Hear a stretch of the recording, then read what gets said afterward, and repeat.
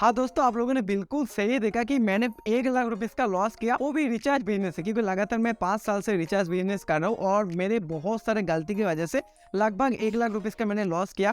तो ये जो लॉस का स्टोरी है ना, बहुत बड़ी एक इंपॉर्टेंट स्टोरी है आप लोगों के लिए। आप लोगों को बताने वाला हूँ ये स्टोरी, साथ ही साथ ये भी बताने वाला हूँ कि आप लोग अभी के टाइम पर अगर 2023 में रिचार्ज बिजनेस स्टार्ट करना चाहते हो तो क्या एक सही टाइम है, क्या अभी के टाइम पर करना चाहिए, नहीं करना चाहिए तो कैसे करना चाहिए, सब कुछ डिटेल्स पर बता देता हूँ। सबसे पहले जो स्टोरी है ना, ये आप लोगों को पहले बता देता हूँ, नहीं ये आप लोगों को वीडियो पे एंड पर बताऊंगा। उससे पहले बता देता हूँ, अभी के टाइम पर 2023 चल रही है और अभी के टाइम पर अगर आप सोच रहा हो कि आप रिचार्ज बिजनेस स्टार्ट करने वाले हो, तो दोस्तों आप लोग इसी जगह पर रुक जाओ।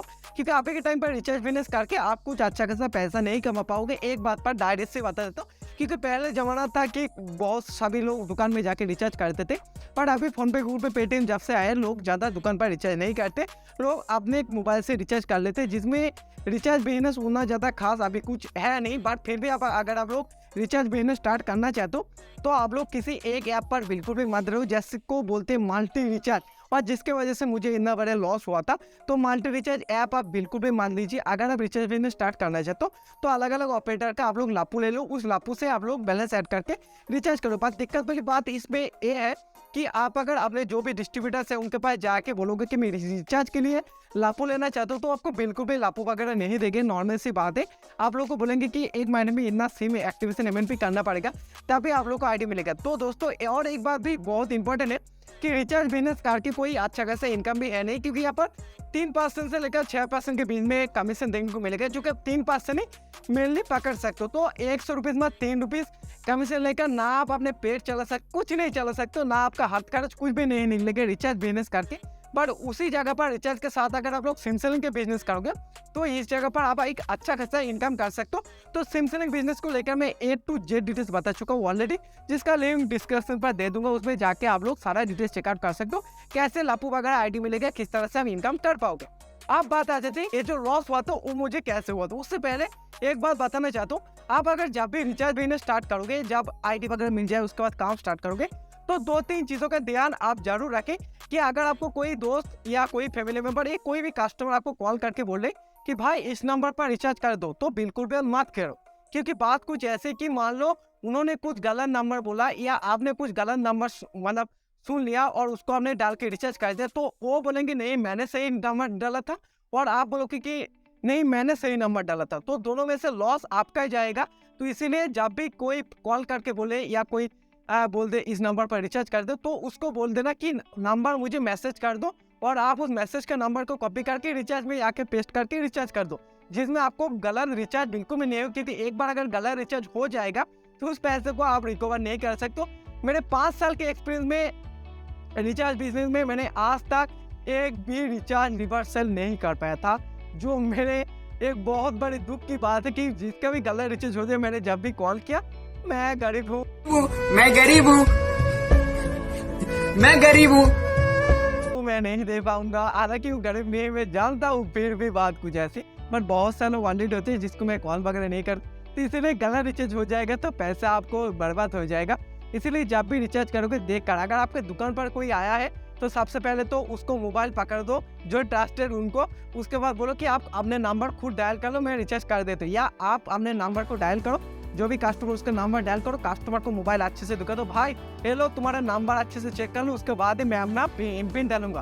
तो ये 2 चीज़ अच्छे से ध्यान रखना, कि गलत रिचार्ज हो जाएगा लॉस आपका जाएगा, 100% गारंटी वाला बात है, इसको ध्यान रखना। आप बात करें मेरे 1 लाख रुपये लॉस कैसे हुआ था, तो बात कुछ ऐसे लगभग 2 साल पहले 2020 के फरवरी महीने में शायद होगा, जो दिन मैं कभी भुला नहीं सकता हूँ। 9 फरवरी ऐसे कुछ डेट था, मैं एक कंपनी के साथ जुड़ा हुआ था, और उस कंपनी का ऐसे प्रोडक्ट था कि एक बार पैसा लेता था 1250 रुपीज़, और उसमें 1 साल के लिए रिचार्ज प्रोवाइड किया जाता था, और उसमें मैंने बहुत अच्छा खासा काम किया था और इनकम भी अच्छा खासा आने लगा था। और 2-3 महीने चलने के बाद वो कंपनी फुल्ली बंद हो गया था, और उस कंपनी में मेरे जो आईडी वगैरह था, टोटल कस्टमर था, वो लगभग मैंने 70-80 हज़ार रुपीज़ का इन्वेस्ट उसमें पड़ा हुआ था, और वो कंपनी डूब गया, सारा पैसे मेरे चला गया। साथ ही साथ जितने कस्टमर के मैंने रिचार्ज किया था, 1 साल का टारगेट दिया था, उन कस्टमर को भी रिचार्ज करके देना पड़ा था, और जिसकी वजह से लगभग मेरे 70-80 हज़ार के आसपास मुझे टोटल लॉस हो गया था।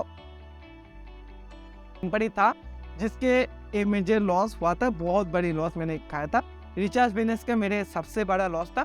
और उसके बाद ये तो 70,000 रुपीज़ के आसपास इसमें लॉस हुआ था। बाकी का जो 30,000 रुपीज़ का, वो मैंने का नाम था मुझे उतना याद नहीं, बट मैं नाम अगर याद आ जाएगा तो कमेंट पे मस्त बता दूंगा। तो उस कंपनी का मैंने डिस्ट्रीब्यूटरशिप लिया था। उसके बहुत दिन बाद कंपनी अच्छा खासा चलता था और उसका मैंने डिस्ट्रीब्यूटरशिप लिया था। और डिस्ट्रीब्यूटरशिप लेने के बाद मेरे जितने भी एरिया में दुकानदार था सबको वो रिटेलर मैंने बनाया था और अच्छा खासा काम चल रहा था। एक दिन पर 10,000 20,000 का रिचार्ज होता था मेरे अंदर और भी बहुत अच्छा खासा काम चल रहा था। और काम चलने के बाद सभी लोगों के पास अच्छा खासा अमाउंट पड़ा था। मेरे आईडी पर भी लगभग 10-20 हज़ार रुपीज़ बैलेंस पड़ा हुआ था और मेरे जितने भी रिटेलर हैं उनको भी टोटल मिला होगा तो 10-20 हज़ार रुपीज़ का बैलेंस पड़ा हुआ था। और जिसमें अचानक वो कंपनी भी एक दिन डूब गया है और मेरे जो आईडी में बैलेंस था वो तो सब कुछ चला गया। बाकी जितने भी रिटेलर का आईडी पड़ा था और आईडी भी मतलब बहुत सारा जो मेरे दोस्त वगैरह है जिनका छोटे मोटे बैलेंस था उन्होंने तो कुछ नहीं बोला था, पर जिनका बहुत अच्छा खासा बैलेंस पड़ा हुआ था तो उन्होंने बोला था भाई देखो पैसे डूब गए तो पैसे तो आपको ही देना पड़ेगा। अब देखो मेरे डिस्ट्रीब्यूटर ले आता है, मेरे बहुत बड़ी गलती और मैंने रिटेलर प्रोवाइड किया था, ये मेरी गलती था। और जिसकी वजह से मैंने भी उन लोगों को सबको पैसे दे दिया था। कुछ दोस्त वगैरह है जिन्होंने पैसा नहीं लिया था तो उन लोगों को थैंक यू बताना चाहता हूँ क्योंकि ये गलती तो मेरे थी नहीं, क्योंकि कंपनी अच्छा खासा चल रहा था, आप भी पैसे कमाते, बट कुछ रिटेलर को पैसे मुझे देना पड़ा था। और टोटल अगर मिलाओगे तो मेरे लगभग 1 लाख रुपीज़ का रिचार्ज बिजनेस में मैंने लॉस किया था। तो ये की बात है कि आप किसी भी जगह से रिचार्ज मत कीजिए, सिर्फ और सिर्फ ऑफिशियल लापू लेकर ही काम कीजिए, अदर्स किसी भी जगह से काम मत कीजिए। जो मेरे 5 साल के एक्सपीरियंस में मैंने समझा है, किसी भी मल्टी रिचार्ज को बिल्कुल भी मत भरोसा करना, किसी को भी बिल्कुल भी मत भरोसा करना। नॉर्मल सी बात मैं आप लोगों को डायरेक्ट से बता दे रहा हूँ क्योंकि बहुत बड़ी रिस्क भाई। और अगर आप मल्टी रिचार्ज पर काम करते हो तो एक चीज़ों को फॉलो कर लेना कि जितने भी पार्टी का रिचार्ज करते हो उतना ऐड करो, उसको खत्म करो, फिर से ऐड करो। नॉर्मल सी बात, बैलेंस बिल्कुल भी मत रखना। और बाकी जो लापू वगैरह है इसमें फुली ट्रस्टेड कर सकते हो, इसमें कोई टेंशन वाली बात नहीं। तो 5 साल में जो एक्सपीरियंस था आप लोगों के साथ शेयर किया, बाकी आपके मर्जी, आप करो ना करो।